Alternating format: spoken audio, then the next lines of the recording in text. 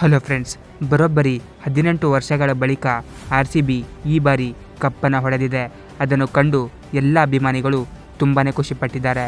ಹಾಗೂ ಬೆಂಗಳೂರಿನ ಮೂಲೆ ಮೂಲೆಯಲ್ಲೂ ಕೂಡ ಸಂಭ್ರಮಾಚರಣೆ ಜೋರಾಗಿ ನಡೀತಾ ಇದೆ.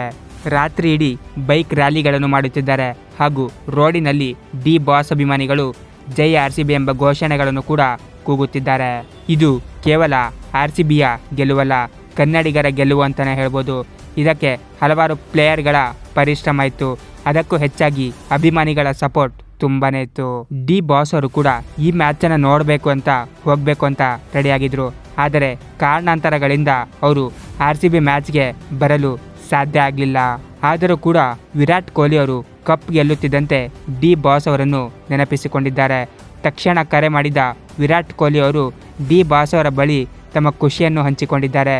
18 ವರ್ಷಗಳ ಬಳಿಕ ಈ ಕಪ್ಪನ್ನು ಗೆದ್ದಿದ್ದೇವೆ, ಎಲ್ಲ ನಿಮ್ಮ ಕನ್ನಡಿಗರ ಆಶೀರ್ವಾದ ಎಂಬ ಮಾತನ್ನು ವಿರಾಟ್ ಕೊಹ್ಲಿ ಅವರು ಹೇಳಿದರು. ಅದಕ್ಕೆ ಪ್ರತಿಕ್ರಿಯಿಸಿದ ಡಿ ಬಾಸ್ ಅವರು, ನನಗೂ ಕೂಡ ನಿಮ್ಮ ಗೆಲುವು ಖುಷಿ ತಂದಿದೆ ಎಂಬ ಮಾತನ್ನು ಹೇಳಿದರು. ಇದು ಡಿ ಬಾಸ್ ಅವರ ದೊಡ್ಡ ಗುಣ ಅಂತಲೇ ಹೇಳ್ಬೋದು.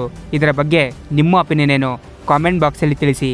ಹಾಗೂ ನೀವು ಕೂಡ ಡಿ ಬಾಸ್ ಹಾಗೂ RCB ಅಭಿಮಾನಿ ಆಗಿದ್ದರೆ ನನ್ನ ಚಾನಲನ್ನು ಸಬ್ಸ್ಕ್ರೈಬ್ ಮಾಡಿ. Thank you.